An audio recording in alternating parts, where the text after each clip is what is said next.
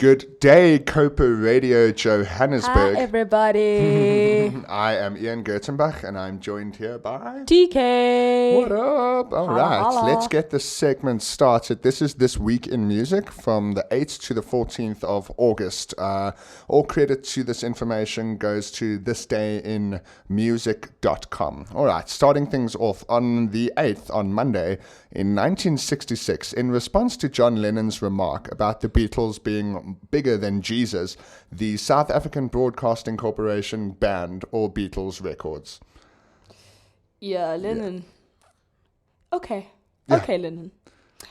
Yeah, no, we'll leave it at that.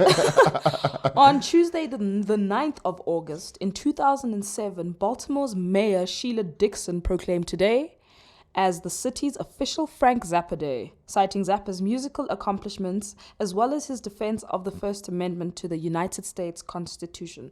Excellent stuff. Do you know who Frank Zappa is? I heard the name. You've heard the name. Yeah.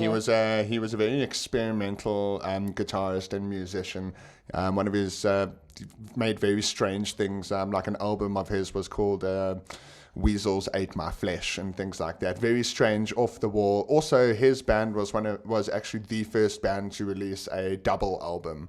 Oh. They were the first to do it back in like the early 70s or something like that. So, Frank Zappa, a lot of accomplishments. Anyways, on Wednesday in 1963, 13-year-old Little Stevie Wonder, as he was then known, started a 3-week run at number 1 on the US singles chart with Fingertips Part 2, making him the youngest singer to top the charts.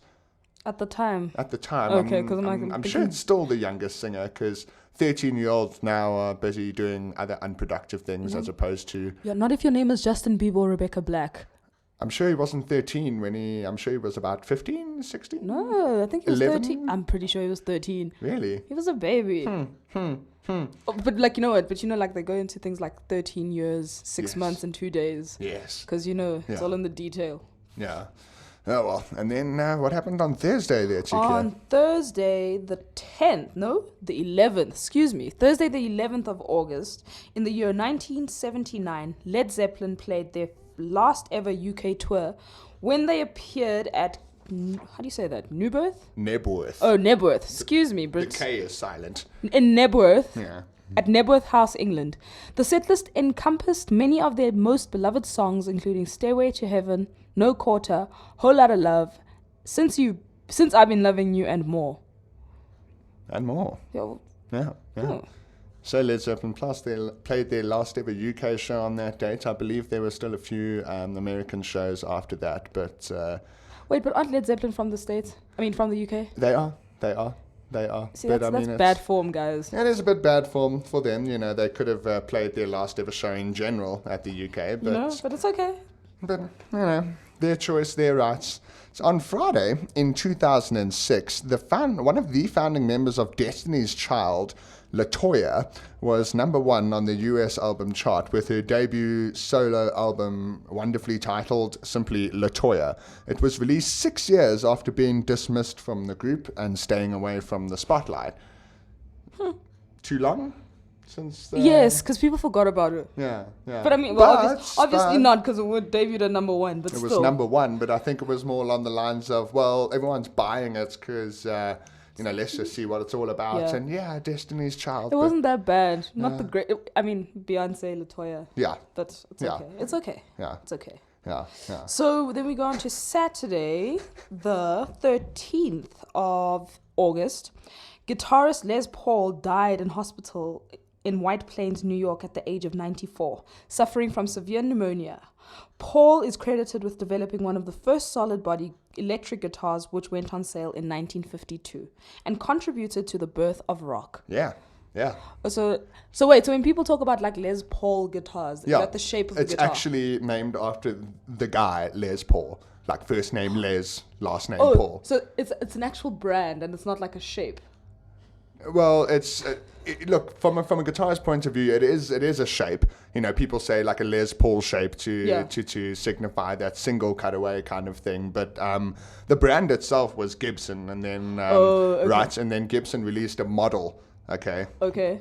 In conjunction with Les Paul Okay. at the time, and then that eventually would become one of the most popular hard rock and blues and heavy metal guitars to this very day. Just a quick little update on the earliness of the guitars being brought out. It says here that it was one of the first, I must just remind all our listeners out there that the very first electric guitar officially was the Fender Stratocaster. So in reality, Fender actually beat Gibson to the punch there. But everybody knows what a Les Paul is, and People like Les Pauls. I don't even. I think I know what a Les Paul looks like. Yeah. I think I know. You know Slash? Yes. He plays a Les Paul. There we go. You Okay, see? all right. And then you know Hendrix? Yes. He plays a Fender Stratocaster. Yes, okay, you see. With the two pointy things instead of just No, the one pointy No, thing. but I you know? see it, and I think the thing is, Les Pauls look better. They do. They Just got in my more, opinion. got more nice In my curves. non-guitarist opinion, they look better. Yeah.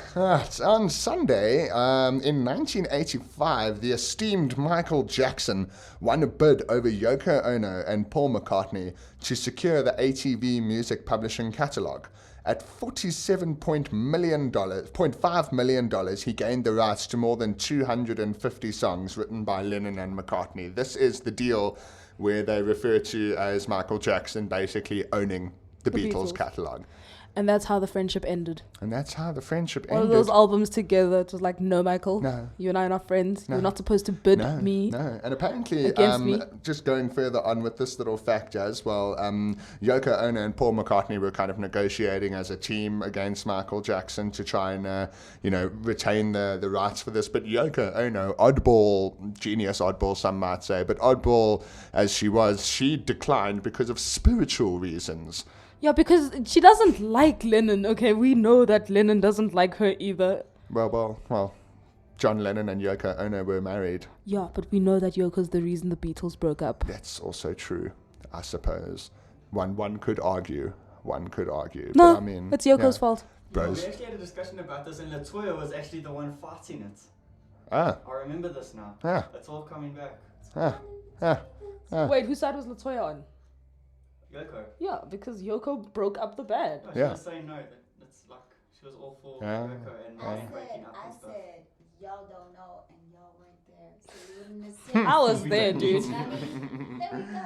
All right, let's wrap it up, people. Thank you very much for listening to this week's edition of This Week in Music History. I hope you've all learned something somewhat interesting. I'm Ian Gertenbach. I'm TK. And thank you once again for listening. Just please remember to tag us on all the social media, all the hashtag COPA Artists and COPA Radio and COPA Live. Check us out on Facebook, Twitter, and the Instagram. Thank you very much for tuning in. Have a great one.